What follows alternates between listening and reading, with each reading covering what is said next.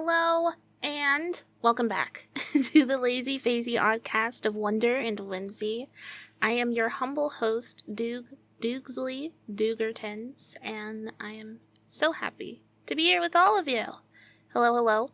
I want to quickly apologize for there being no extra episode last week. Well, not an extra episode, it was an episode.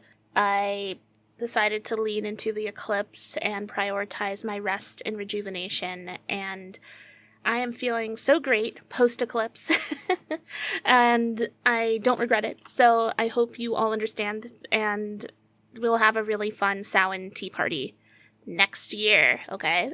So look forward to that in a little under 365 days. If you're listening on time, I suppose, which means the day that this releases, I want to wish you a happy 11/11.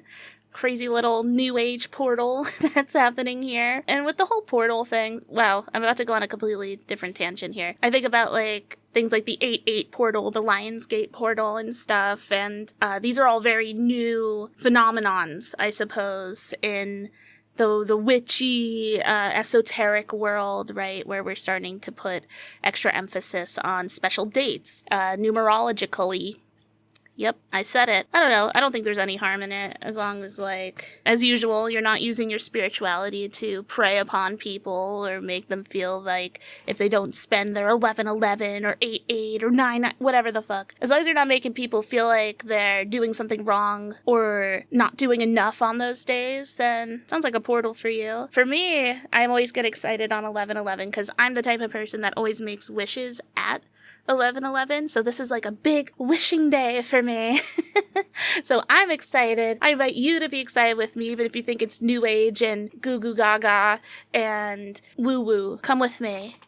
Come along with me. I feel like Adventure Timeians would celebrate 11/11 with me, so maybe you should too. I also want to bring attention to the fact that the lunation that we're going to be talking about today is the penultimate lunation of the year. Wowie zowie. We are coming close to the end of the year, and so we are beginning to say farewell to 2023. So much closure is happening in the air. Lil Doogs has a very busy day today, so I'm going to jump right into this lunation forecast. I want to put this out there before we begin that this lunation in general, I have created and conjured up a lot of journaling questions for this one. I don't know, it just seems like a good time to question a lot of things about your life. And if that sounds cool to you, if you want to kind of journal alongside this lunation or just answer all the questions at once to prepare yourself for lunation, however you want to go about it, I recommend grabbing a journal and writing down some of these big dates and some of the questions that I ask. Maybe in the show notes, I'll just put all the questions there so that you can look at them pretty easily. And as usual, you can find the show notes on phasey.love/Oddcast. It'll be under the episode archive. You can see all the episodes that we've done together. And if you find this episode, which is the spicy Scorpio lunation episode, kind of excited about that title, honestly. I've been wanting to use the pepper emoji. It's the small things, right? But please, I invite you to write down all the dates that sound relevant to you, the questions I ask, and just ponder the queries as they arrive. This is going to be quite a bumpy lunation, lots of Martian energy, lots of Uranian energy, and thankfully December is looking like it's going to be a bit quieter than this tumultuous November. Time to get your drink, time to get your yummy food, time to get cozy. We are gonna jump right in and dive into this new moon in Scorpio. So yeah, this lunation begins with a new moon in Scorpio on November 13th. We will officially, in my opinion, be out of the largest bubbles of eclipse energy at this point. There's going to be an undercurrent, I feel, over the next couple months just because of how explosive eclipses are.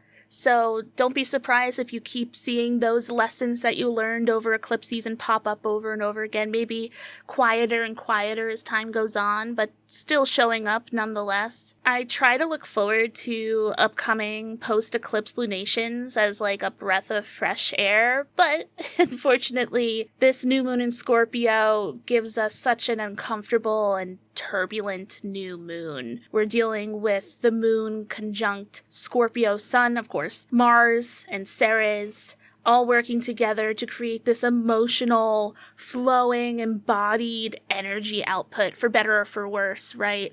And in particular, that Mars opposite Uranus is just boom. It's an incredibly intense, externalized energy output. I kind of brushed upon this previous episode right at the very end where I mentioned a Mars-Uranus aspect. I believe it was Mars opposite Uranus. That makes sense now that I'm thinking about that out loud. And what I said about that placement is that it is very accident prone. You may be seeing more car accidents. You may be seeing more even just like physical whoopsie doopsies like that just happened. And the reason for that is the Mars influence there is so physical, it's so corporeal that it's always going to manifest in this externalized, I'm gonna say that word so many times today, as opposed to internalized, as opposed to maybe like your inner demons. It's all dealing with the outer world interacting with you. And then you put Uranus into the mix, and we know Uranus as this planet of revolution, of change, of radical deliverance, of incredibly intense change and shifts and alterations to the path. We got the moon in Scorpio and working alongside the sun, Mars, and Ceres. Ceres, the asteroid of healing ourselves, healing others, and especially that ooky, yucky healing that we may be avoiding. But Ceres tries to bring it in with like a very gentle, kind hand, very Empress, I think, at her best, and maybe a bit mama bear, swiping at the foes, aggressive at her worst. So even Ceres being a part of this dance, which may normally be able to soothe some of these really fiery energies, can indeed lean into the more violent parts of this new moon in Scorpio, this Mars opposite Uranus that's going on. I think that we can balance between maybe like violence and courage, not that they're necessarily mutually exclusive. We can maybe try to conjure up this fire that's burning within us and push it outwards a little bit more productively. But honestly, a lot of this astrology is fighting against us, and especially if you have strong Scorpio, Taurus, Uranus, Mars placements. And honestly, all Martians that are listening to this have been going through the ringer for years at this point, and it doesn't look like it's showing any signs of stopping. A little spoiler, it's gonna lighten up a little in December, but Mars is just gonna end up in another fire sign, so we'll see what happens. But I also want to talk a little bit about the Taurus-Scorpio axis, which I believe is an axis of possession and lack. So that balancing beam of desire and wanting and yearning versus having and being luxuriated in what you have, and maybe even having too much, being bogged down by what you own, I think could be a danger of Taurus in particular. Scorpio works in lack, in the shadows, while Taurus loves to just gobble it up whole. I think that this new moon will be bringing themes of that axis. And what I wrote down here is like a mini life crisis might be occurring this lunation for a lot of these people, really coming to terms with what they do and do not have and what they wish they did have. This is going to be an ongoing theme throughout this lunation, by the way, of just like, what do you want down in your bones? Like, what are you willing to fight for, right? We're not fighting quite yet. We're definitely going to put up our little fists a little bit into this lunation. But for right now, I think we're going to be hit with a wave of desire, of a volatile, intense, and painful desire. Or maybe on the opposite end of the spectrum, feeling really weighed down, bogged down by what we are currently filling ourselves with, and needing to very critically assess if what we are indulging ourselves with is keeping us energized or bogging us down and making us feel lethargic, weighted, because in theory we should all be in this flow together, right? And both ends of the spectrum can lead us to exiting out of the flow. But yeah, and maybe on a more mundane level, this is just going to be a lunation of very combative, right? I feel like a lot of people, and especially when it comes to what we have and what we lack, I think this can be one of the biggest triggers for individuals to just feel very deeply uncomfortable within themselves, with others.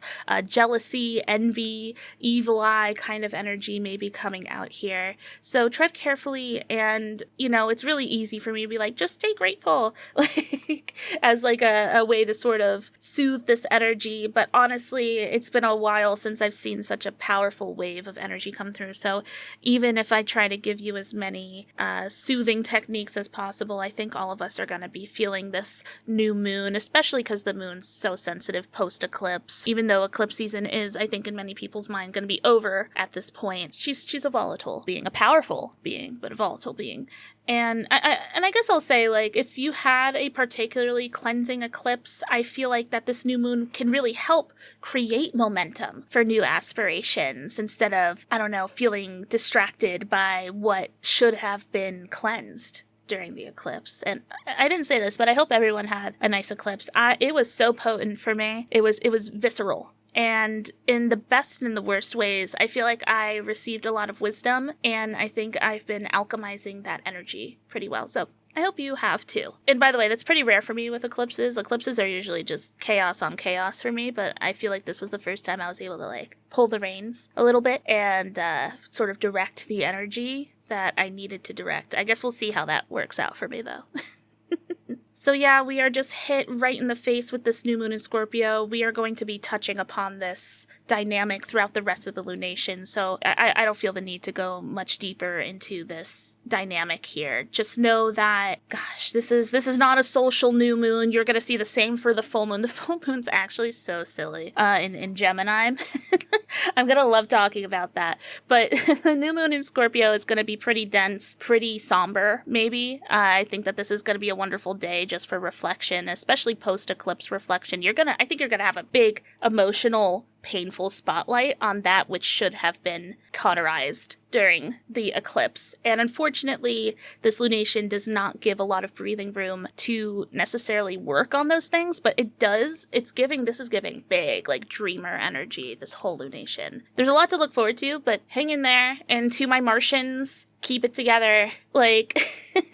You're in your 9 of Wands era, okay? Just keep fighting, okay? It's worth the fight. It's worth the battle. You're gonna have a really nice Yule. Yule's gonna be a cooling wave of water over your whole body. Just trust me on that. Hang in there a little bit longer, though. So that is on November 13th.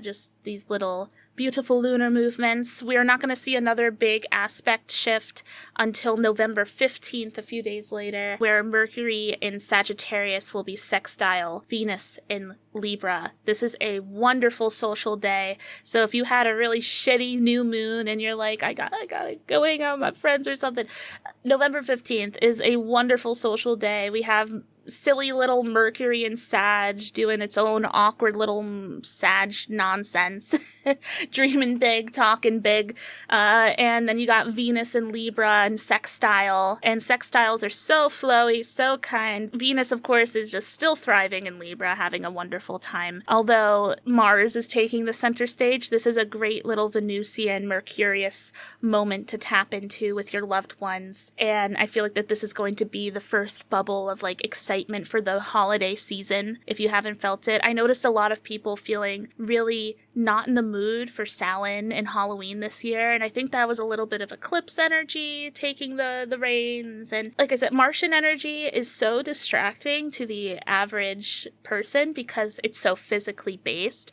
So I think a lot of us have just been feeling really impatient and I use the word craggy a lot.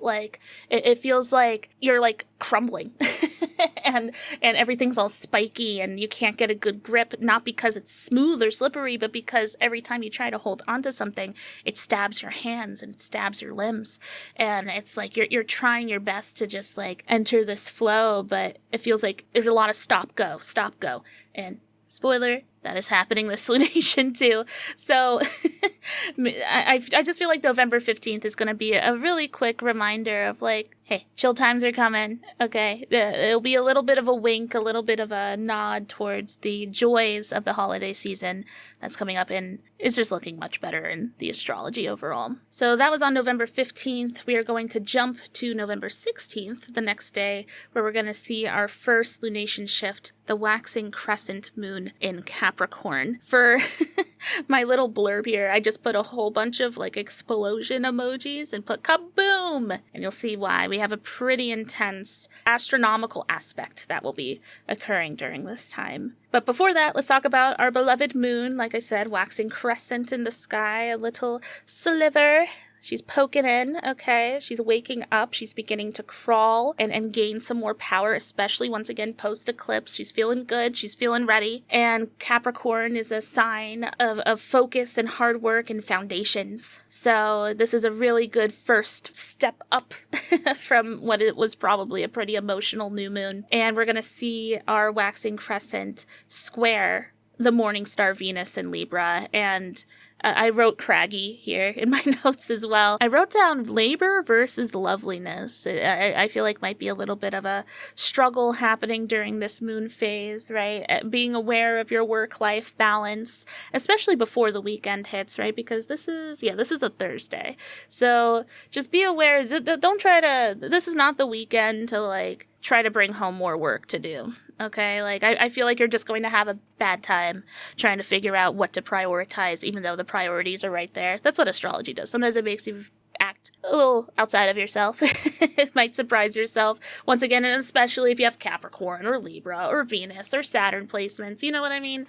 You gotta adjust this for your own life and what you know you are capable of participating in. You know, sometimes the astrology undercurrent is just strong enough to influence these little things that are happening, right? And so just be aware of that little dance that is happening with Venus and Libra. Also, at the same time, we have the moon trine Jupiter in Taurus. To me, try new things. It's a flexible little placement, I feel. And especially things that have to do with your skills and what you're trying to mastery abilities. I don't know what that means. That sounds like something like a skill tree in a video game, which I'm all about the video game metaphors, but I don't know what I was trying to say there. Let me use another word. Flexible. How's that? That's probably a better word than whatever the hell I just tried to explain there. Flexibility. I feel like that this is a very flexible waxing crescent moment. Not sure how that's going to manifest maybe in your world, because it's so hard after eclipse season, because I know how I'm feeling post-eclipse, but I also know how a lot of other people are feeling post-eclipse, and I doubt a lot of people are feeling very flexible right now. This eclipse did so much regarding how we interact with the world around us and how we interact with what we put our energy into, making decisions like, what if I stop giving this energy? Or what if I give this more energy? And really picking and choosing where to exert ourselves, and also where to like exit our own comfort zones, knowing what our limits are and maybe even pushing past them, which was what my eclipse was personally.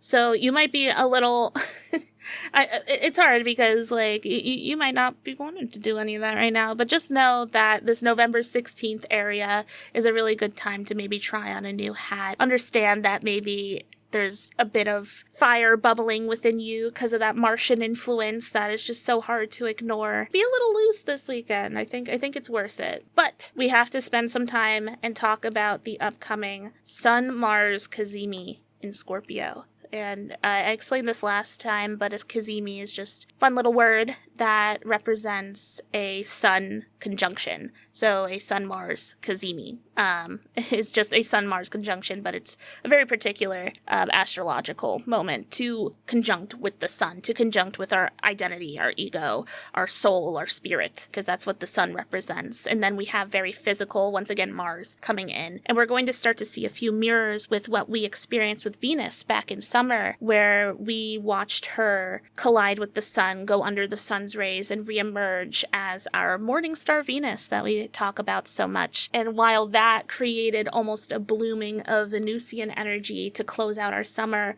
we're going to see a similar blooming, but maybe less of a blooming and more of a booming of Mars energy. I wrote down, phew, dynamite.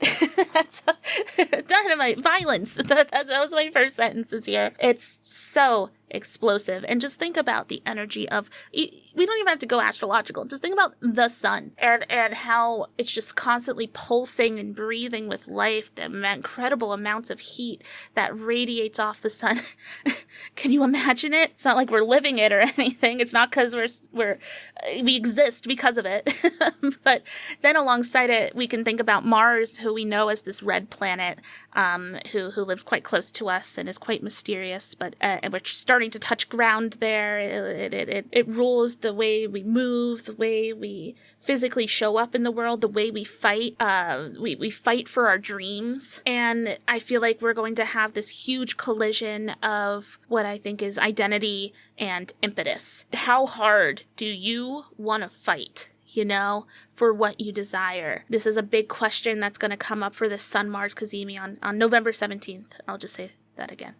I think that this is a huge jumping point for Mars's cycle, which is a 2-year revolution of work, of fighting back, and finding out what's worth the blood, sweat, and tears. And it's worth mentioning that this Mars conjunction is happening in Mars's home sign of Scorpio, which is why this is so extra explosive, right? And Scorpio brings an interesting edge to Mars because the other ruler of Mars is Aries. And I think that's normally how we picture Mars, is in this fireball form, just charging ahead. There's a little bit of playfulness there, and there's a little bit of fun and joy there, childlike adventure to Mars that Aries can kind of hold and foster. But I think that Scorpio, Mars being its ruler, kind of covers the other end of Mars, which is almost like this taboo, secretive parts of ourselves that are the things that we're ashamed of, but having the collision of like the sun and Mars. I see Mars as almost like the criminal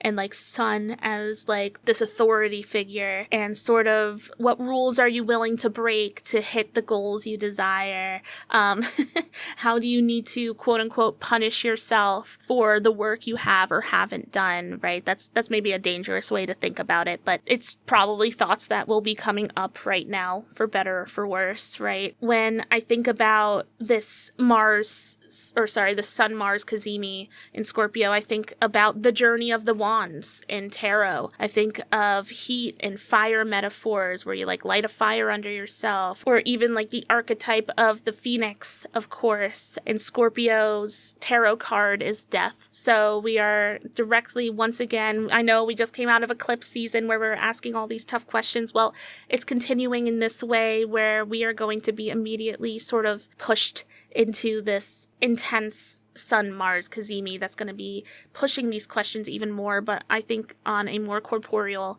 level, where we are being asked to fight for what we desire. We may also be experiencing things like irritability, impulsivity. I find that when I'm impulsive, I get very impatient.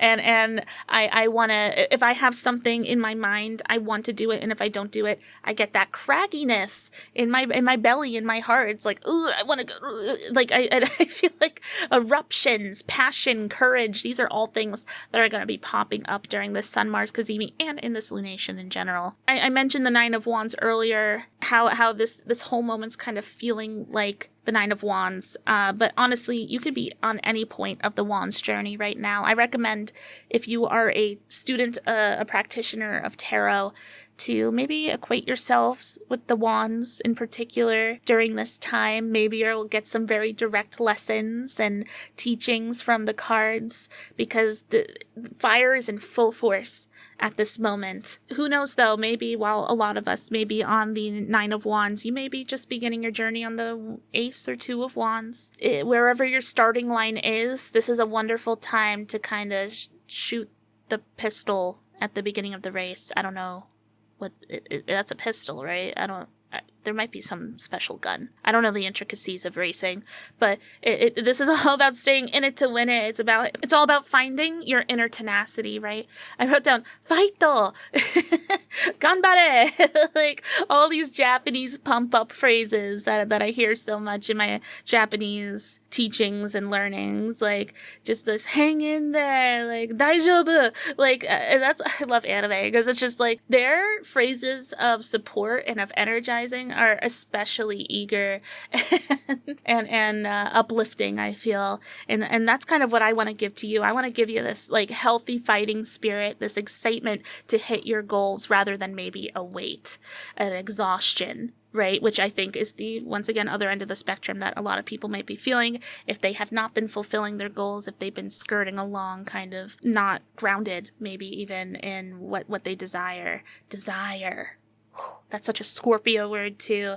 Like, and listen, understand one thing about this Sun-Mars cazimi. Mars takes quite a long time to emerge from his underworld journey, sort of like how we had to wait a little bit for Venus to poke her head out for her morning star stage, right? The next time we're going to be seeing Mars physically in the sky, because that's what happens when any planet is under the sun's rays. You can literally see that being mirrored in real time, except not literally, because the whole point is that you don't see them. They're under the sun's rays. So we have to literally wait for the time that Mars reappears in the sky physically for it to fully begin to embody this once again, the knowledge and the wisdom that was gathered during this underworld journey. We're going to see Mars once again nearing the holiday season, right near Yule. I think I saw like 19th to 21st. So on Yule, perhaps, is when you might be seeing some results from this Sun-Mars cazimi / new moon moment / eclipse moment. So just hang in there, understand that although Mars is usually fast working, everything changes when the sun gets involved and is kind of shushing Mars down and encouraging it to find and conjure up new wisdom in a more quiet space. And trust me, Mars will still have its crazy little tendrils on all of us through the rest of this lunation, but he definitely is taking a little bit of a breather after this cazimi. Or maybe what I'll say instead is that he's working a little more undercover. Trust me, the influence is still there. Don't fuck around. Find out with this, okay? Expect some noticeable changes around Yule. I think you'll get a little nice Christmas present for yourself if you start something new around this time. I think, once again, this new moon is a wonderful time to really think about these really hard-hitting, passionate goals you want to hit. And this brings me to my first proper journal question for those who are tuning in. I know I've asked a lot of rhetoric thus far, but this is one that I actually mean to ask and inquire within yourself. What do you desire cellularly? Like, what do you want deep down, okay? How hard do you want to fight to achieve it, to get it? How hard do you think you can fight? Do you, and can you show up confidently to meet your goals? And if the answer to that is no, how can you tap in? How can you get more, get your blood boiling more, to tap in more to what you need and what you desire more than anything else, right? These are big questions, and we're going to be seeing big results from this cazimi, I think. And I think that this is especially a good spread for tarot. One tarot practitioner to another. I think that this is a wonderful tarot spread to do too. 3 cards. So whatever you feel you need to receive from this, but it's pretty open-ended, and I encourage you to really deeply explore this. If not now, then on the cazimi, because I feel like that this is when the energy is going to be the most raw and tender to harvest. So hang in there. It's a tough one for sure. And not to mention, I forgot to mention this, but this cazimi is also trine Neptune and Pisces, which is really interesting. I am really loving it. I should say Neptune retrograde, by the way. Even when Neptune's in retrograde in Pisces, I love Neptune in Pisces, because it's just that dreamy edge. Although it's a little out of control right now because of that retrograde, it's just, it's so delicious to me. I'm a Pisces rising, so I'm biased. But it's like, oh, I'm right at home. Maybe that's why I'm taking so many naps. No, I'm always taking too many naps. Yeah, I think that this is actually really going to help with the dream conjuring part of it. I feel like that this is a dream catching energy. Notice, hey, Notice what catches your eye on November 17th and discern whether or not what catches your eye is like this heavy explosive force that just wants to crawl out from inside of you, or are just dazzling lights in the sky that are piquing your interest. And both are equally important, I feel, but work in very different ways. And Mars definitely prioritizes the explosion over the wow. The wow is more Venusian.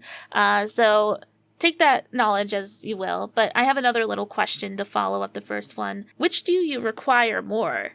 Inspiration or forward momentum? Ask yourself that and try to figure out how to invoke one or the other more often at this moment. I'll just take this time right now to mention something that I'm doing in my personal life. You may or may not have heard of this before, but it's called The Artist's Way. It's by Julia Cameron, and she has given us all of us humans, a 12-week workbook, I guess, of how to get in touch and heal our inner artist. And that is something I have, just like that sentiment alone has been something I've been desiring for a long time, and I'm currently on week 2 of The Artist's Way, and it has completely uplifted my inspiration ability. I think I'm always very inspired, but I often end there where it's just like, oh, that's inspiring, and I just sort of gobble up what I see, and I have gotten out of the habit of creating on my own. So weirdly enough, I feel like The Artist's Way has completed both of those ends, where it's like I'm feeling more actively inspired, and I also am finding and conjuring the energy to move that inspiration into my own creations. That was irrelevant to all of this, but I thought I'd share that, and you should check out The Artist's Way too. It's pretty cool. I'm having a good time. Honestly, come to my Discord if you want to talk about it with me. You can find the link to my Discord on phasey.love. I'll put it, I think it's in the show notes as well. I don't know, come on by. I'd love to talk about The Artist's Way with anyone that wants to discuss what it's like to awaken your inner artist. And this is coming from someone who has been doing art for a long time and participates in some kind of art every day, but it's been a long time since I took out a canvas and painted. It's been a long time since I took out my clay and created a creature. So these are the things that I'm starting to do now. In fact, right next to me, I have a crochet project. I don't know. I'm feeling very inspired right now. So I just thought I'd share that because it's my podcast. So take that. Can't stop me. So, what a waxing crescent moment. We will be reeling through those feelings throughout the rest of the lunation, and for a bit after that as well. We're going to be, like I said, it's going to be a little bit until Mars shows his face again. So just get ready for a little bit of an explosion on November 17th. It will be quite intriguing to behold that day. I want to see what everyone's scuttering about on November 17th, what they're feeling. It will help me as an astrologer too. But we are going to now jump into the first quarter moon in Aquarius. That'll be on November 20th. And I think that this placement is going to only ask us more questions and start to layer and build upon these building blocks that have started possibly during the eclipse, possibly during the new moon, possibly during the cazimi. There's many opportunities to jump in here, I guess is what I'm saying, okay? But unfortunately, it kind of sucks. Like I said, there's a lot of stop, go, stop, go. This is one of those this actually, it's the exact opposite, because we were given a go with the cazimi, and then we have this first quarter. It's kind of like, stop.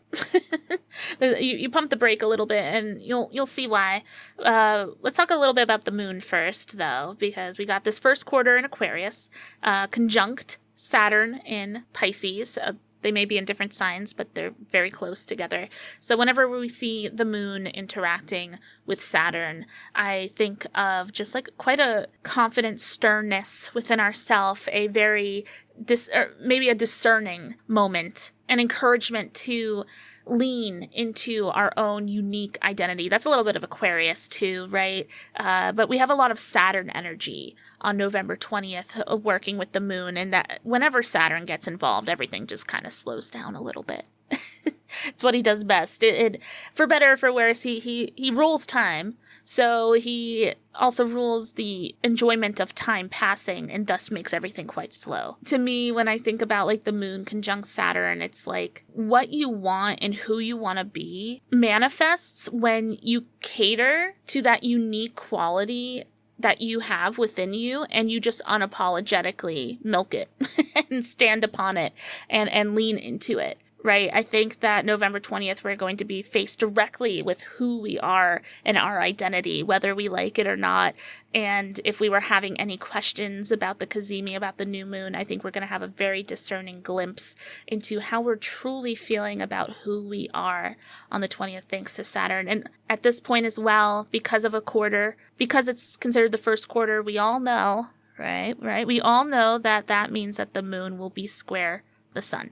Okay, and which will always bring just a little bit of tension. But of course, the sun is currently working in conjunction with Mars and Ceres in Scorpio. And I just feel like because the moon is sort of absconding away from the sun, we're going to feel this white hot heat upon our back, maybe like a feeling like we're running out of time, which is really ironic because I just feel like there's so many doors opening that why would we be worried about finishing anything? So just keep in mind of that energy, like that might bubble within you. Understand that you're in no rush. It might feel like it is with all this Martian energy, but in reality, like once again, we're not going to really start seeing results until Yule anyway. So don't let the brainworms win, okay? But this also brings another journaling question. It's quite straightforward, and I do encourage you to explore this. I explore this question every few months myself, but it's who are you, and who do you want to be? Just simply that.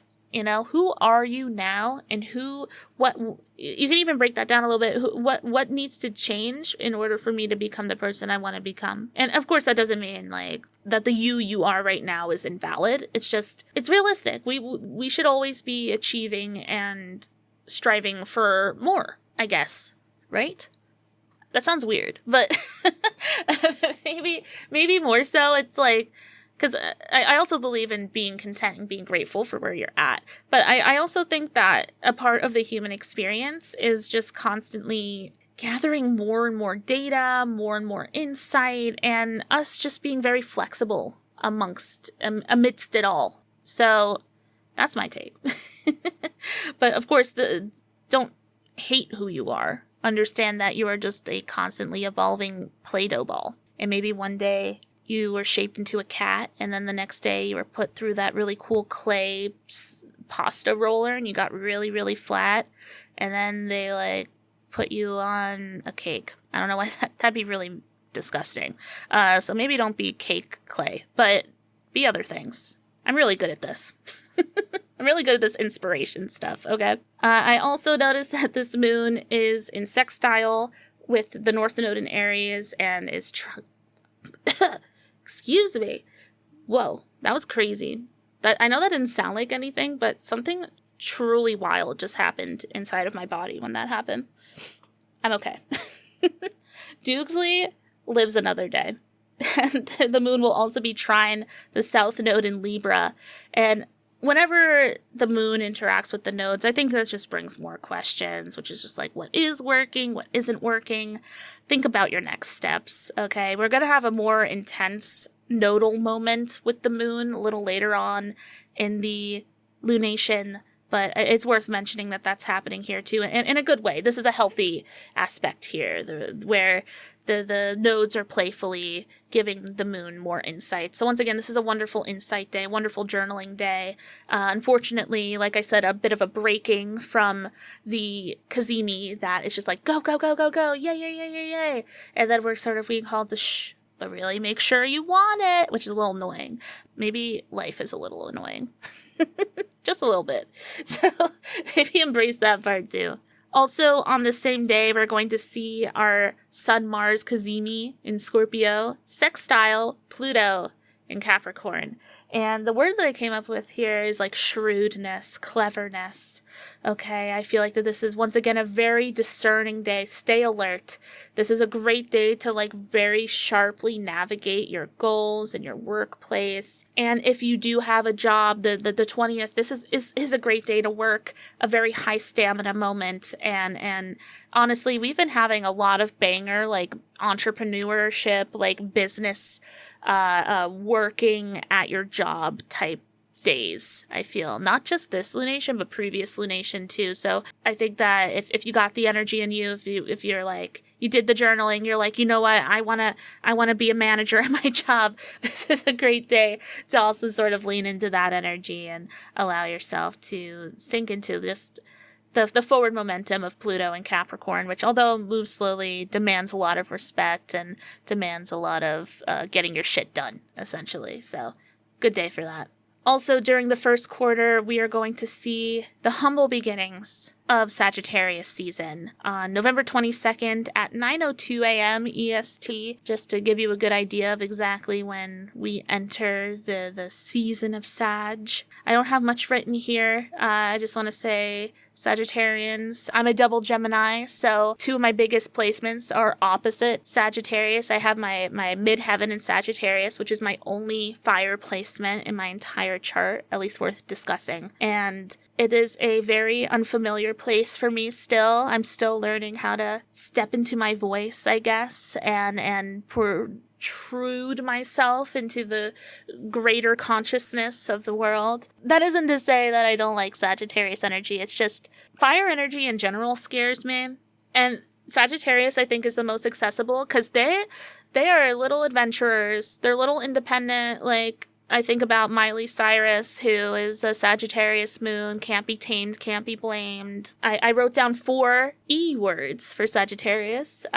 Enlightened, expansive, expressive, and eager. I think that these are all Sagittarian qualities, Sagittarian rules, upper education, and expanding our brains by expanding our worlds, going out there, doing new things. They're very extroverted at the core of the Sagittarian energy, very curious, maybe a little bit bumbling, but they're never afraid to say that they're not understanding something. They're here to learn. They are the true student of the zodiac. We can't complain about Sagittarius season, surely.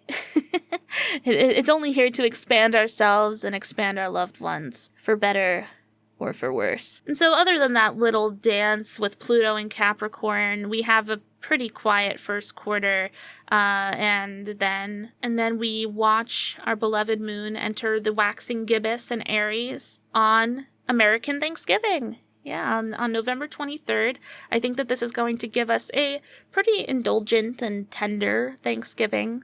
We'll get into that because the moon is in a bit of a wobbly place during this time because we're going to be first greeted with this waxing gibbous and Aries conjunct Chiron retrograde in Aries. And I wrote down a bit of holiday wounding as a trait. I just want to say, understand your limits today. There's going to be multiple moon aspects here that are going to invoke possibly a very sensitive Thanksgiving. I know that I'm going to be going to my partner's family's house for the first time for Thanksgiving, and I'm going to tread very carefully. I'm thinking of the ever famous quote, who I just recently found out was by Ram Dass, who is one of my favorite spiritual leaders and speakers. And he stated, if you think you're enlightened, go spend a week with your family. I think that this is really going to test us and see, of course, every time we show up to family and just old wounds and traumas pop up, it's just the nature of having a family and being raised by injured adults. and then, of course, you end up injured in some ways as well, with everything involved. Even what I previously was talking about with all this Martian influence, I don't know, this might be a bit of a fiery Thanksgiving. So, and of course, as usual, you can either choose to participate in it and really build upon that energy, or you can choose to not engage and protect yourself. So navigate this day carefully, I would say. And another layer to maybe this tense, tender Thanksgiving energy is that the moon's also opposite Venus in Libra. And it's like, okay, seriously, like, respect your yin today. Respect that inner voice that's like, I'm overwhelmed, get me out of here. Even if it's just, so something I do. and I don't have a big family, but I have a loud family. I have a very outspoken, mercurial family, lots of talking, just sitting around the table, blah, blah, blah, blah, blah. We're yapping. We're hella yapping. And sometimes I run out of words to say. and I just got to disengage for a little bit, and I will just sort of slink off into another room, recharge for like 5 minutes. I'll do some breathing exercises, some mudras. I'll scroll through my phone for a little bit, get traumatized in another communication fashion, and then head back out and just be like, I recharged my battery a little bit. This is a really good day to sort of test those boundaries within yourself and just look out for you. Okay, the moon is very tender today. However, the moon is also trine Mercury in Sag, so if you are feeling talkative, this is a really silly day, full of laughs, full of giggles, full of silly dad jokes and puns. And if you're feeling burnt out from the Venus and the Chiron sort of working together with the moon, I am sure there will be someone else there to take center stage, take the attention off of you so that you can kind of go and do some breathing exercises in the bathroom, okay? But yeah, previously stated, the girls are yapping, okay? Get ready for some chitty-chatty nonsense today and discern for yourself whether or not you want to engage with that on a big or small level. Also, worth mentioning that on Thanksgiving, we're going to see our sun in Sagittarius square Saturn in Pisces. This is a kind of a shitty day to get this placement because, of course, Thanksgiving is so indulgent in its most surfacey way, of course, of just eating lots of food and being around a lot of people and watching a lot of football. I feel like the word "a lot" is just in the Thanksgiving spirit. Everything is a little supersized. Everyone's emotions are just a little bit heightened. This is the first taste of the holiday season, even if you understandably don't like Thanksgiving. It's winter is coming, surely. So there's a little bit of hum in the air. But with the sun square Saturn in Pisces, you might be feeling a little unproductive today. It's a holiday, Understand that you will not be receiving immediate gratification for your work as a whole, but really try not to let that distract you, especially to our Saturn returners. I don't know, maybe this day might bubble something deep within you that it's how can I possibly enjoy today when I have this, and this to do? No. Indulge, luxuriate, relax. And to those who are listening, maybe from Canada, the only other place that doesn't have Thanksgiving today, or wherever you are, I don't know, maybe just approach this day a little carefully. I feel like just emotions will be silly, and there might be a little bit of talkative energy, but good luck to any of us doing new Thanksgiving adventures like I am. I'm not nervous because I've known his family for a long time, but this is our first proper holiday together. It's gonna be fun, I think. So now, the day after Thanksgiving, on November 24th, we are greeted with 2 ingresses, as it's called, when a planet enters a new sign and is fresh and bright-eyed and bushy-tailed in a new place. And in this case, we just saw our sun move into Sagittarius. Well, who other than Mars to follow up right behind? And we're going to watch Mars navigate through Sagittarius over the next 6 weeks. And we're going to watch our warrior sort of take off the shrouds. They're kind of evolving from a rogue into a hunter. Okay, I'm in my WoW era, by the way. I just resubbed yesterday. It's happening. It was only a matter of time before World of Warcraft got me back in. So we are now, instead of sort of slurking through the shadows and sort of navigating things with this quiet yet bursting fire within us, we are entering maybe a bit more strategic Sagittarius, but there's still a high energy output that's happening here because Mars is still thriving in a fire sign. We are going to see Mars start to take maybe a more idealistic and expansive stance rather than passionate. Another word I'd use to describe Sagittarius that doesn't start with an E, so I didn't put it in that list, is optimistic. I feel like that a lot of optimism is rooted from Sagittarian traits of just hoping for the best and doing your best and trying your best and just accepting whatever comes your way in this purest form of Sagittarian energy. And so this movement for Mars should really help create a more exciting shift rather than because even with Scorpio ruling the tarot card of death, it's almost like I need to do this. It's inevitable that these changes need to happen.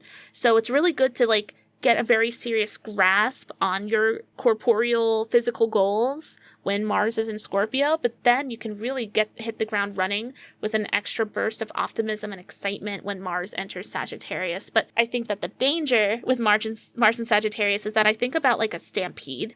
You want to make sure that you don't get crushed underfoot and that there is no one getting crushed underfoot by you.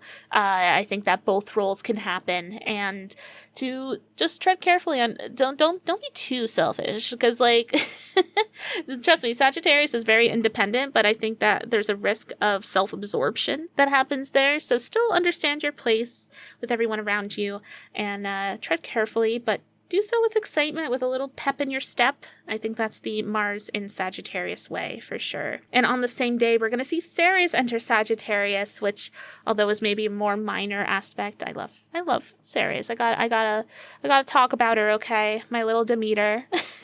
To me, I think that this healing journey that we are all always embarking on, it's going to take a more independent, adventurous route. And I don't know, I look forward to all of these delicious Sagittarian lessons, standing and hanging out in my 10th house. Maybe you'll see me more often, or maybe I'll just fucking disappear from the heat. My spotlight is gonna get 10 times hotter with all this Sagittarian energy. Very curious to see how I'm gonna navigate this. And then the day after, the freshly ingressed Mars in Sagittarius and Sun and Ceres is going to square Saturn in Pisces. And once again, this is going to, here's that little break again. Stop, go. Because even with that Mars entering Sagittarius, you got another burst on the 24th, and then the 25th, it's like, hey, listen.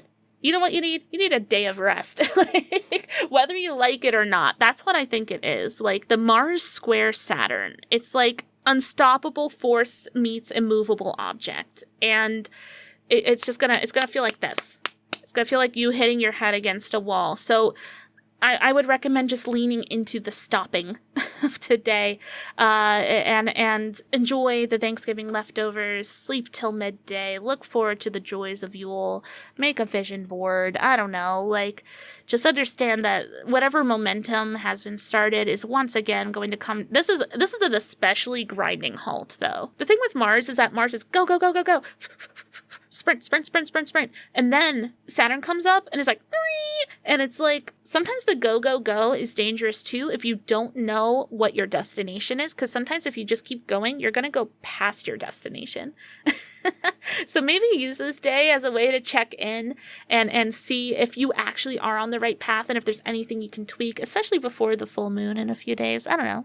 Nice little goal to hit, right? And another check-in day. Are you sure you want this? Are you doing everything in the way that you're meant to? It's pretty, once again, Saturn discerning moment, but really enjoy this. In general, it's a pretty break in astrology day. So the 25th, don't expect to get much done, but also embrace that part of the 25th. And then the astrology is quiet for a couple of days until we are greeted with the full moon in Gemini on November 27th. This is silly. I wrote down for the blurb here, Mercuriosity killed the cat. Mercury, for some reason, the moon's in Gemini. So the everything mercurial is definitely boosted and bolstered today. I should be more excited for my moon sign being represented here, but I'm a new moon baby, and so I'm already out of touch with full moons, and then the full moon is in Gemini. I feel like I'm going to sleep through this entire day. Not by choice. It's just what Doogsley has to do to get through a full moon quite like this. But for those of you who are deciding to engage and stay awake throughout November 27th, we do have a few moon movements happening here. We have the moon, of course, now opposite the sun, Mars, and Ceres and Sag, all freshly ingressed. People could be getting a little aggressive, a little spicy. I don't know. Let's just all freaking chill, man. It's the full freaking moon. Or be snarky back. I don't give a fuck. That sounds fun. Maybe this sounds like a great argumentative day. This sounds like a great day to fuck around and find out communicationally. Do I recommend it? No, I don't, but it is good. I can't lie. We're also going to see the moon square Saturn in Pisces, as if, like, you really thought that there would be any productive work getting done today. Get real. Why don't you learn a new party trick instead? Why don't you learn how to whistle? Do those really loud whistles with both fingers in your mouth. Why don't you learn how to do that crazy cup shit where you, like, stack a whole bunch of cups and then you unstack them and then you restack them as fast as possible? Why don't you, like, learn how to wiggle your ears or something? You're literally not gonna get anything productive done on this full moon. I'm sorry. And then on top of it, we have to, of course, look at Mercury, the ruler of this full moon moment. And Mercury in Sag will be square Neptune retrograde in Pisces down to the degree. God, it's messy. Like, this is not a day for serious, reasonable conversation. This is not the full moon for decision making. Expect misunderstandings, expect lunacy, and just try to keep your foot off the pedal today. Keep that lack of momentum from November 25th with Mars squaring Saturn, and now, do not engage. So silly. What I do recommend is doing some crazy BS with your buddies. Once again, don't go there though, okay? Don't be like Degrassi, don't go there. You either gotta lean into the silliness and the chaos of this full moon, or don't engage at all, because no one's going to be listening to you if you're going to take this day seriously, and it's just going to cause so much frustration on your end and on everyone else's end. If people are like, hey, I think we should talk, be like, can you wait a few days? This is not the time. I promise it's not the time. Don't do it. That's my big advice. My direct advice from me to you. Or, you know what? Fuck it. Maybe you're feeling a little chaotic. This is the great day to play some pranks and get people really pissed at you and really misunderstand why you're doing it in the first place, right? Like, this is such like a placement day of, like, you make a joke with someone, like one of your close friends that you normally feel really comfortable, like, just like poking fun at. And then this is the day that they like twist it around wrong in their mind. And then they think that you like deeply insulted them, and then you have to spend the rest of the lunation recovering and having stupid ass conversations of, that's not what I meant, but that's how I felt. How else could I have taken it? Well, I made this joke so many times, I don't know why it's different this time. I don't know, because of the those are the types of shit that's gonna happen if you approach this day silly mode, derogatory. Or you could approach this just. Shout out to all my court jesters, all my clowns. This is the full moon for simply clowning around. No seriousness in sight. The Fae won't allow it. I didn't have to bring the Fae into this, but I fucking did. It's because it's Gemini. Gemini rule the Fae. So then after that, whatever the hell that is, however the hell that's going to manifest, we are going to go and watch our beloved Luna begin to shrink. We're going to watch her enter the disseminating moon phase in Cancer, so she is right at home. And we're going to watch November, a flame, a fiery, burning, kindled flame, as we sort of begin to simmer out into the whisper that is December. But we got a few things to work through first. So this is actually going to be quite a long section, by the way. A lot of things happen during this disseminating moon phase, both relating to the moon and also just to the sky in general. First thing I want to pay attention to is, I brought this up earlier, is that we're going to watch this moon square the north node in Aries and the south node in Libra. And that just creates just squish. You are being poked on both sides by your north node and your south node. Well, the sky's north node and south node. And it's almost like you're being squeezed by this like feeling of destiny. And I just recommend that you recognize and feel into your Aries Libra axis. I think that this is going to give a lot of illumination to your path right now, and maybe even some tips and tricks on how to better hit your goals, because the nodes all have to deal with like what we're meant to be in this lifetime, what we're meant to embody in this lifetime. And when our very tender and sensitive moon gets squeezed in between these two placements in the sky, I feel like a lot of ideas of how we rule and navigate through our lives, and also how we show up and participate in other people's lives, how that sort of manifests. And so this brings another question for the journal. What does your kingdom need from you? Okay, and your kingdom can be many things. Maybe even take a moment to define what your kingdom looks like to you. Maybe using circles. So like you as like the ruler of the kingdom. Okay, and then you have like your subordinates, like, or maybe like your Jafar, potentially less evil, like the main people that you reach out to and that you take care of, and then you can kind of expand that circle and just sort of seeing what every moving part of this kingdom requires from you, and whether or not that's a reasonable request, or whether or not you've outgrown those duties. And of course, a part of the kingdom is you. So this is a wonderful day to also just check in with yourself, making sure that you are feeling well fed, well, like excited to achieve these goals, like whatever the fuck. It's all there for you to explore. This is once again a very good internalized day, especially after the silliness that was the full moon. A little bit of cooling insight never hurt anyone. And this is kind of an aside, but I think about this every time that I talk about the Aries Libra axis.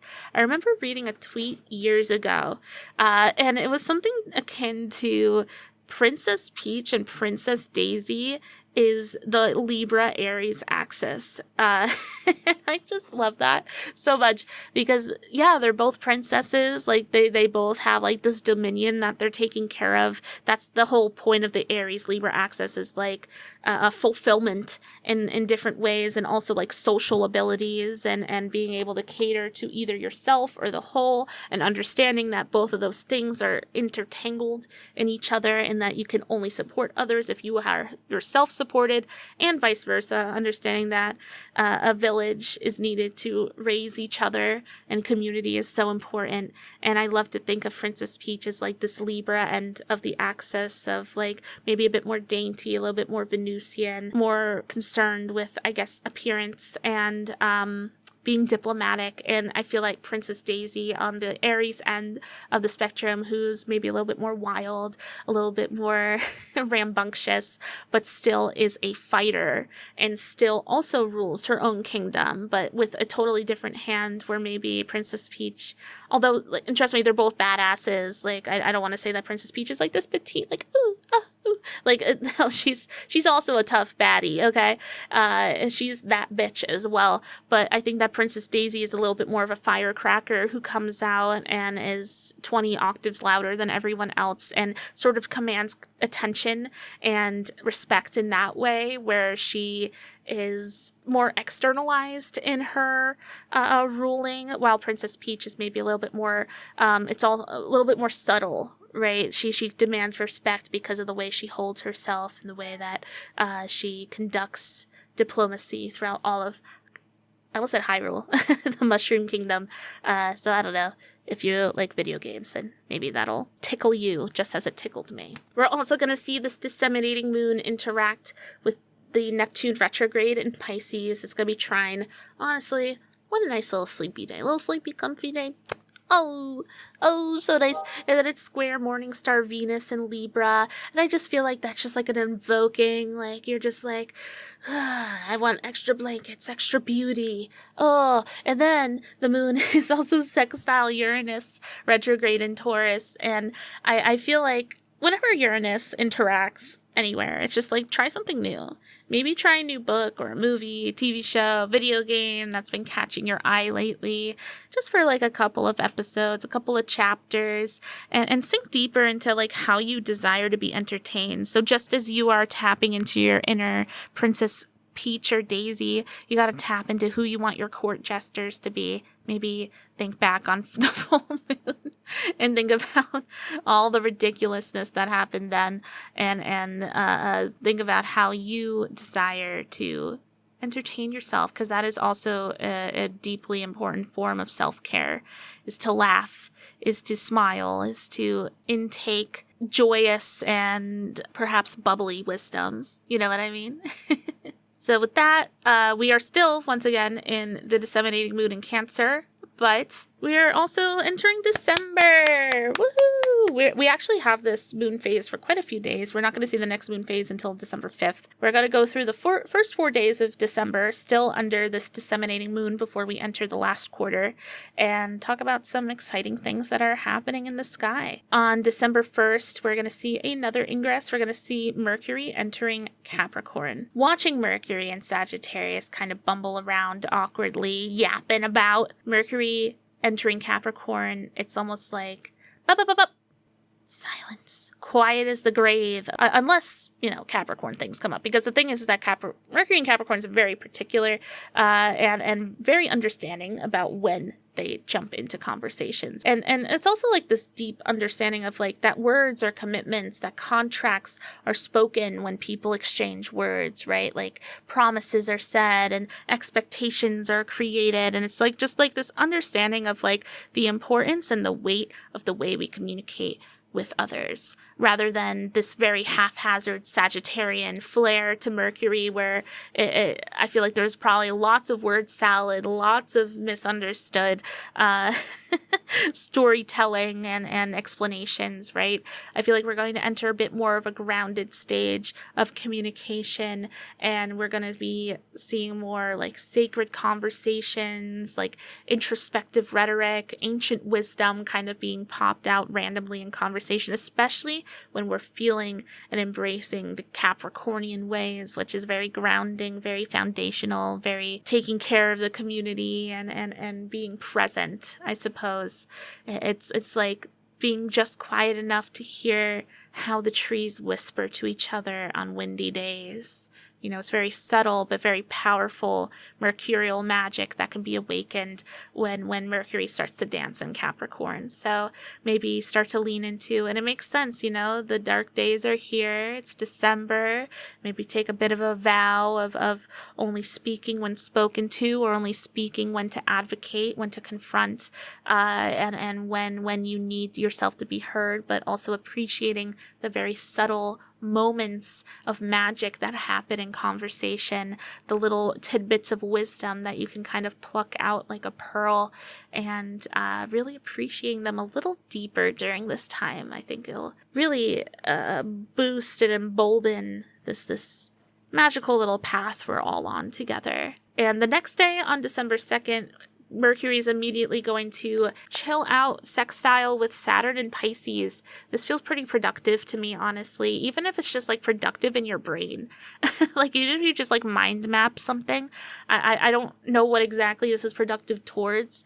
Of course it's going to change from person to person, but like to all of us who are doing the work and who are just like trudging forward and trying to hit our goals, this is a wonderful time to be productive towards them and maybe help shape them and expand them in a way that is more achievable. So once again, maybe a little bit of an editing day as you have been blasted with all this Martian go, go, go energy. You're once again being offered a moment of silence to figure out, once again, are you sure? Are you sure? But this seems a little bit more planning than questioning. Approach as necessary. And then on the next day, on December 3rd, we're going to be seeing Venus in Libra square Pluto in Capricorn. That is kind of an ugly placement to me.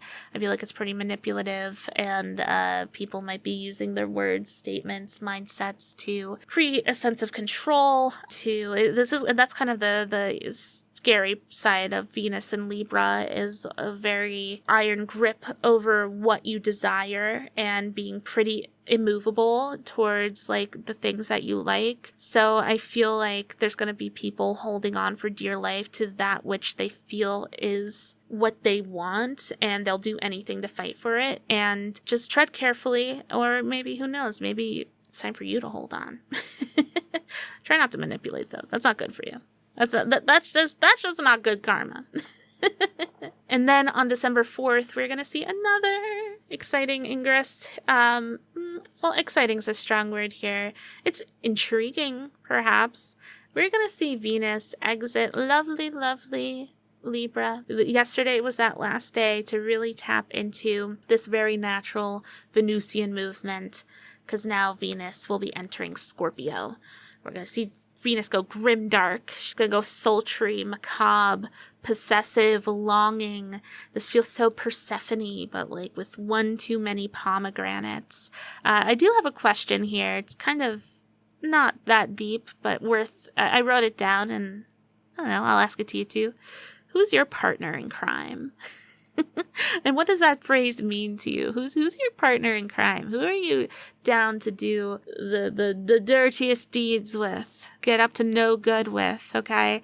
Venus really celebrates those types of relationships right now. But it's interesting because Venus is very indulgent, and Scorpio works in that which is lack. And so Venus is actually quite unhappy here. She's considered in detriment in this placement. I think a good way to envision this dynamic is the tarot card for Venus in Scorpio is the Seven of Cups, which is actually my favorite minor arcana. And there's definitely a double-edged sword to the Seven of Cups, which I recommend you take the time to open up and look at. It's just the best card. What you will see when you open the card is generally, and I'm thinking in Rider-Waite-Smith for the record, is that you see someone who is looking at a group of 7 cups, all with different little treats in every single one, and you have to make a choice. And it's very interesting because all these cups have very, very different objects in it. One of them is filled with jewels and pearls and beauty. One of them has a laurel within it, like victory, but there's also some that have like a snake or like a little demon dude. Oh, like a dragon, I think. What I feel Venus in Scorpio does is, first of all, you have to make a choice. Okay, and you can't have too much, you can't have it all. Or if you do want it all, you have to understand that you will also be grabbing maybe some taboo stuff, some yucky stuff in the mix, right? Understanding that if you do want your cake and to eat it too, that you're going to be eating the whole cake, even maybe the moldy parts. But this is also a feature of like, maybe you like the moldy parts. Maybe you like what is taboo, what is gross, what is unappealing, right? And to also embrace that side of you. Something that I haven't really talked about in the scope of Mars and therefore Scorpio is the sexual physical edge that Mars and Scorpio can bring to the table. And I feel like Venus and Scorpio really starts to add to like things like kink and what is considered quote unquote taboo in these worlds, right? And understanding that there's nothing to be shame. Shame is, I think, one of the most dangerous things that a Venus Scorpio moment can bring to us. I guess that brings us to our next journaling question, which is like, can you handle daydreaming of that which you lack and of that which brings you joy? Like, I find that a very interesting question. Like, do you find yourself daydreaming of what you don't have or what you do have, but in a different way? In a way that you feel is like shameful to tap into, in a way that like, I love to wear the color black, but I've been taught that black is like a negative color, so I don't wear black. That's very mundane, but like these types of mindsets of like, you've been taught that it's a bad thing to do, when in reality, like, it's whatever. It truly is, like, if you like what you like, surely. But also another question, can you hold the flame of what you daydream until it becomes reality, or do you normally drown in the aching heart of desire? And just coming to those conclusions, understanding how you interact with that which you yearn for is really important. I think is a really potent activity to do with the Scorpio Venus era that we're about to enter for a bit. Explore these feelings, explore what a maybe shadowed Venus feels, a Venus that is not equipped for the battle that she's currently in. There's something so potent about Venus Scorpio energy that is so intriguing and mysterious. This is definitely a time to explore places that have always caught your eye, but you've always tried to look away from, either due to shame or due to upbringing teaching you that it's bad or evil, and maybe entertaining your thoughts and your dreams in a more critical way that involves that which you never thought you should go after is that word should, that ugly little word. So that was a pretty poppin' disseminating moon, and that will lead us into December 5th, which is the last quarter in Virgo. And we are just drifting deeper and deeper into a wintry sleep with this. This is a dreamy autumnal lullaby leading us closer into winter. There's actually zero interaction with the moon today, so we're just gonna watch our beloved moon begin to shrink, hanging out all by herself in Virgo today. She is just vibing. But we do have some shifts happening in the sky otherwise. Also on December 5th, on this day, we're going to see our Venus in Scorpio trine Saturn in Pisces, which is just so tender, heart-centered. You know, just allow yourself to feel this end of lunation glow that happens, where we just start to curl in upon ourselves and start to take a bit of a quieter role in maybe the grand scheme of lunar activities, which just radiates through all of us every day through the way we feel and the way we react. Understand that maybe this is a soothing day. The next day, though, we have on December 6th, we are going to watch Neptune finally go direct in Pisces. We're going to see things get a little less dreamy. However, Neptune is still bringing big extra magic to those who tap into it, especially those who are really craving extra Piscean energy. I think that this can be a really nice, heady placement to get us ready for the joys of Christmas time and Yuletide cheer, if we can allow ourselves to spirit ourselves away. But who knows? This is the end of the year. This is like right around finals and stuff, so try not to get too lost in the sauce if that happens. But like I said, this should be slightly more grounding than Neptune retrograde, depending upon what you require. Maybe you're looking to get a little bit more dreamy, or maybe it's now time to cement your dreams that you've been la-la-laing about during this retrograde, getting them more settled into reality. I think that this is just going to be a pretty airy, interesting day for us. Watery too. And then on December 7th, we're going to see Mercury trine Jupiter, and this is just great brainstorming day for those of us, once again, who are maybe doing finals or are working on projects that require some academia. This is an awesome, don't leave any loose ends for the new lunation. Okay, this is, except for those that were started on like the cazimi, with like the cazimi and this Martian energy in mind. But if there's like anything that like loosely, unrelatedly began at the beginning of the lunation, like this is a great day to sort of wrap up any of those tasks and plans. This is also a great day to get finals done and just fully be open to the joys of December, following up December 7th. And finally, we are greeted with the final moon phase of this lunation, the balsamic moon in Scorpio. So right where we began with that new moon, except now she is closing us out. We are shrinking once again with La Lune. We are exhaling as usual. Always love that the astrology lines up with this mindset. And we're going to see our moon back in Venus's loving arms in Scorpio. We are being held with Venus. Scorpio is cooling us down after such a heated, sweaty, spicy little Scorpio lunation. And we can close our eyes and exhale a little deeper. The moon's also trine Saturn in Pisces. Discern, be real. You can handle it today as long as you're continuing to stay calm, gentle, yet firm. Because I always recommend for balsamic moons to just kind of reflect upon the lunation that we just endured and also sort of brainstorm and come up with new ideas on how to approach the upcoming lunation. So approach that as necessary. This is a great day to sort of tap into that revolutionary shift of the lunation. We also have the moon squaring Pluto in Capricorn. Seriously, no self-deprecation today. This is just purely a day to reflect and look back and ponder. It's very tempting to beat yourself up today because of Pluto and Saturn sort of playing with the moon, but do your best to keep that under control and be kind to yourself. This has been a rough lunation. Exhale. And then, of course, with the moon being opposite Jupiter retrograde in Taurus, we are shrinking, shrinking, shrinking. Also on the same day, Venus is in Scorpio, as we know, opposite Jupiter in Taurus. This is not a very resourceful day, okay? In fact, I'll even say that this is a fucking horrible day for Christmas shopping, okay? Do your Christmas shopping at the beginning of the next lunation on December 12th. After that new moon, do your Christmas shopping. Seriously, this balsamic moon that we're closing the lunation out with is just so... nothing's going to add up in the way that you want it to when it comes to like buying presents for people or putting yourself out there. Call all this energy back to you and enjoy, pat yourself on the back to simply surviving this incredibly chaotic, violent, tempestuous lunation.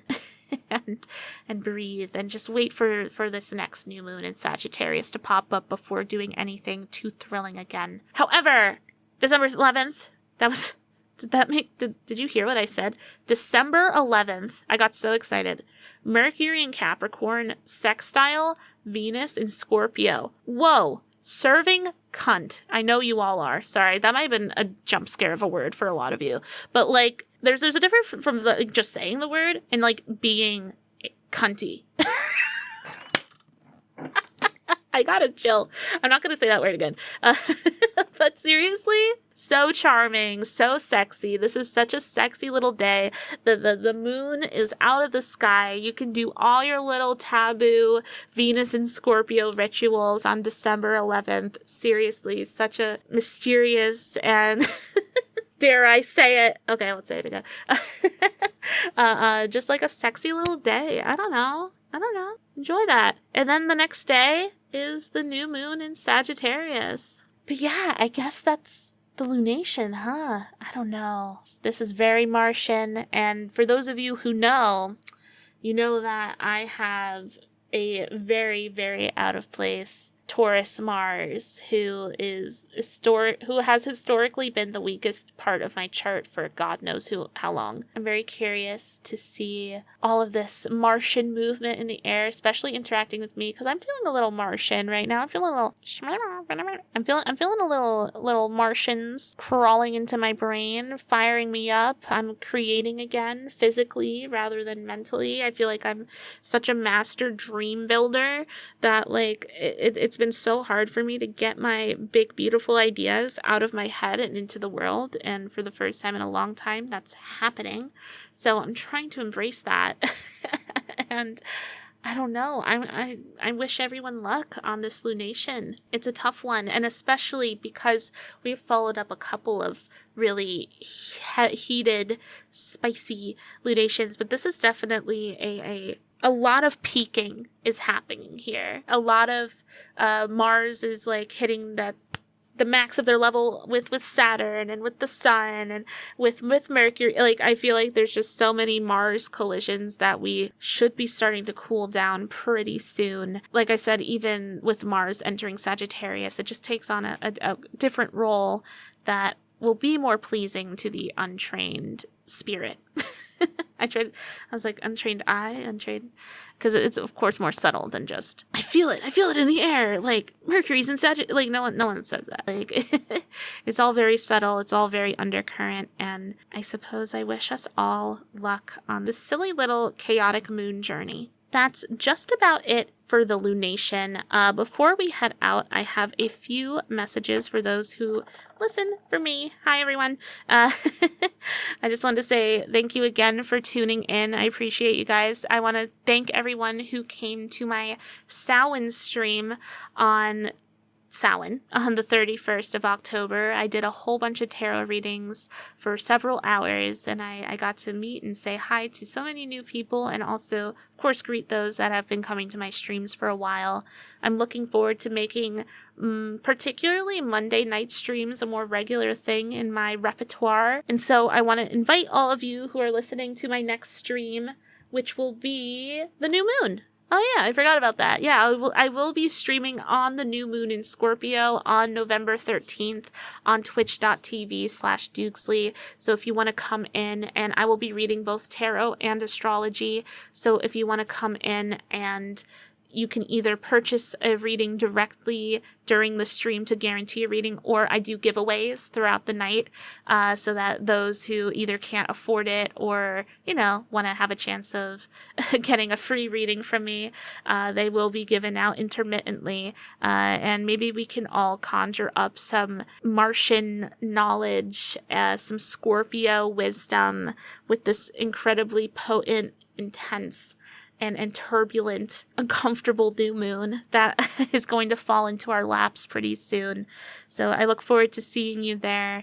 Thank you again for tuning in today. I am having so much fun with this podcast, and I figure I'd let you all know that we have 2 more episodes of the year, and then I will be going on my winter break, where we will be skipping 2 episodes. I'll give more information on that next episode just to get you all prepared, but be ready for the next lunation forecast. So we have 1 more episode of just whatever the fuck I want, and that's gonna be sometime after Thanksgiving. I'll get a date somewhere, sorry, because I have quite the busy Thanksgiving coming up. It'll be sometime after that, and I don't know what we're going to talk about, by the way. I'm feeling something tarot. I might do another cosmic glimpse. I'm not sure yet. I'm just vibing out. But then after that, we're going to do the Sagittarius lunation. And then, like I said, 2 weeks, two episodes of vacation, which ends up being a month of vacation, where I just get to enjoy the holiday season. And you too, which means you will not be getting an extra lunation. You have to take, you're going to have to raw dog January without me, unfortunately. But like I said, we'll talk about that more next time. Is there anything else I need to talk about? I don't think so. It's crazy today. I went outside and I've been bundling up. It's been like 30 degrees, 40 degrees. It's 65, 70 today. I literally put on the AC. I don't understand. That's on global warming. Okay, that's it from me. I'm going to stop now. Thank you for listening. I had so much fun talking all about this lunation with you all. And I hope to see you again next time on another episode of the Lazy Phasey Oddcast of Wonder and Whimsy. Once again, my name was Doogsley, and I hope you have a illuminating, expansive, fiery, inspiring Scorpio lunation with, of course, at least a little bit of spice. Okay, take care, everyone. Bye-bye. Bye-bye. I do this literally... It's the 2 octaves for me. Bye-bye. Bye-bye. Could I do a third? Bye-bye. That was obnoxious. I'm going to stop recording. Bye.